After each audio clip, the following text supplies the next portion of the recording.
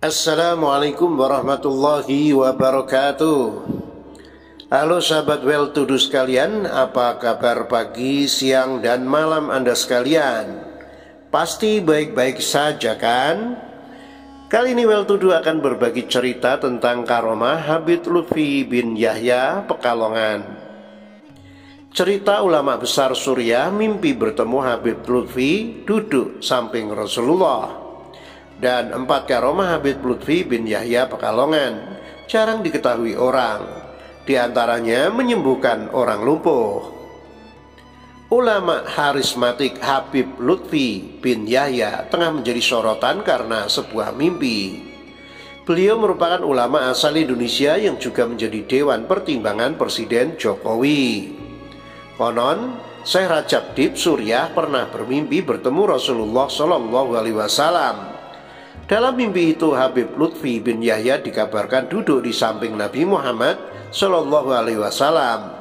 Siapa Syekh Rajab Dib Suriah? Melansir matan.or.id, Syekh Rajab Dib Suriah adalah salah satu ulama besar yang dekat dengan Habib Lutfi. Syekh Rajab dikenal sebagai ulama besar umat Islam karena telah membuat berbagai karya yang brilian, seperti pemikirannya membentang luas dan dikaji di berbagai negara. Murid-muridnya Syekh Rajab Dib Suriah juga sudah banyak menjadi ulama besar di berbagai belahan dunia Islam. Singkat cerita, Syekh Rajab bermimpi bertemu dengan Nabi Muhammad SAW. Dalam mimpinya Rasulullah sedang duduk dikelilingi para sahabat. Di samping Nabi tampak ada kursi kosong yang tak diduduki.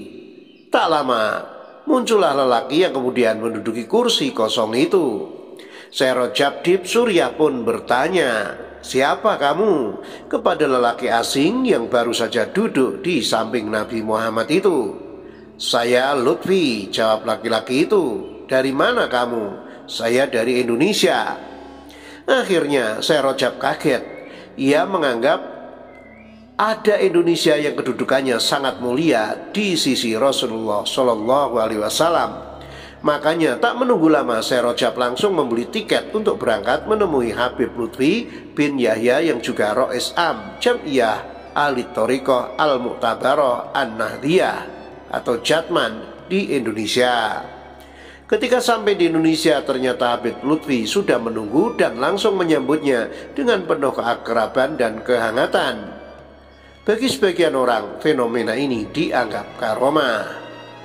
Karomah sendiri adalah keistimewaan yang diberikan Allah kepada manusia karena ketaatan dan keikhlasan mereka dalam mengabdi kepada Allah dan menyayangi sesama manusia. Selanjutnya dilansir dari Bondowoso Jatim Network.com, 4 karomah Habib Lutfi bin Yahya Pekalongan jarang diketahui orang, diantaranya menyembuhkan orang lumpuh. Siapa yang tidak kenal dengan Habib Lutfi bin Yahya Pekalongan? Beliau merupakan salah satu ulama harismatik dari kalangan habaib. Sosok beliau sangat dihormati dan dicintai terutama dari kalangan warga Nahdlatul Ulama atau Nahdliyin. Saat ini Habib Lutfi bin Yahya Pekalongan juga dipercaya sebagai salah satu anggota Dewan Pertimbangan Presiden atau Watimpres. Namun tahukah Anda, ternyata Habib Lutfi bin Yahya ternyata memiliki 4 karomah yang jarang diketahui banyak orang. Karomah adalah sebuah kelebihan yang diberikan oleh Allah Subhanahu wa Ta'ala kepada orang-orang tertentu yang menjadi pilihan. Dikutip Bondowoso Network dari kanal YouTube Pecinta Para Wali, ada 4 karomah yang dimiliki Habib Lutfi bin Yahya dan jarang diketahui banyak orang. 1. Didatangi rombongan jin. Kejadian ini di luar nalar manusia, di mana Habib Lutfi bin Yahya didatangi oleh rombongan jin dari negeri Azraq. Kedatangan rombongan jin kepada Habib Lutfi bin Yahya tersebut dalam rangka meminta ijazah. 2. Menghadapi dukun sakti. Pada suatu waktu, Habib Lutfi bin Yahya didatangi rombongan dukun sakti. Kedatangan mereka untuk membuktikan kesaktian Habib Lutfi bin Yahya. Para dukun tersebut menantang Habib Lutfi bin Yahya untuk mengambil keris yang dibawa oleh rombongan tersebut. Namun, Habib Lutfi bin Yahya menolak permintaan para dukun tersebut. Justru beliau bertanya, apa maksud dan tujuan para dukun itu? Mendengar jawaban tersebut, Habib Lutfi bin Yahya langsung mengambil keris di depan dukun tersebut. Konon keris yang dibawa dukun tersebut tidak akan bisa diangkat dan diambil oleh siapapun. Namun Habib Lutfi bin Yahya justru dengan mudah mengambilnya. Habib Lutfi bin Yahya kemudian berbalik meminta rombongan dukun tersebut untuk mengambil sehelai rambut yang telah ditaruh di depannya.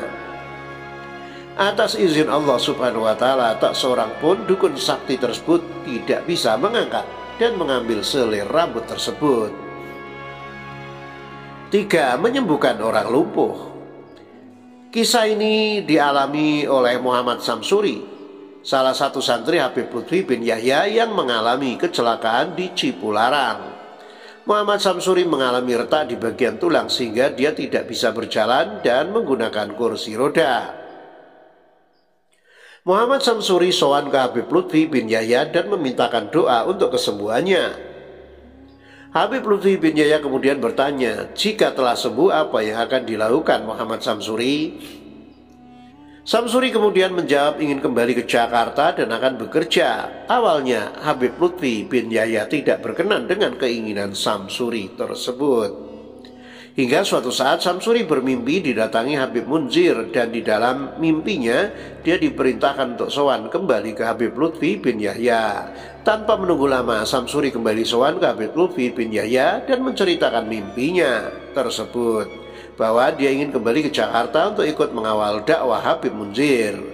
Habib Lutfi bin Yahya kemudian langsung mendoakan Samsuri dan mengusap kaki Samsuri dengan air. Atas izin Allah, Samsuri langsung sembuh dan bisa berjalan kembali. 4. Menundukkan kambing. Pernah suatu waktu Habib Lutfi bin Yahya meminta seseorang untuk menyembelih 1 ekor kambing. Namun kambing yang akan disembelih tersebut sangat sulit dikendalikan. Melihat kejadian itu, Habib Lutfi bin Yahya lantas tertawa dan mengatakan, wedhus nggo ngormati Kanjeng Nabi kok melayu. Kambing untuk menghormati Nabi kok malah lari. Mendengar pernyataan itu, kambing tersebut justru mendekat dan menjatuhkan dirinya di hadapan Habib Lutfi bin Yahya. Semoga kita semua mendapatkan barokah dari Habib Lutfi bin Yahya dan para waliullah yang lain. Amin. Demikian, semoga bermanfaat dan menginspirasi kita semua. Wassalamualaikum warahmatullahi wabarakatuh. Nalika jenengan ziarah kubur dateng tiang sepuh kalih, napa sing pertama kali jenengan lakoni mboten mriku? Nggih yasinan Habib, tahlilan, ya maca Quran. Lha ya wis jelas apik nek ngoten niku. Dudu iku maksude. Lah napa? Kowe jegong ning sandingi tengoke wong tuwa.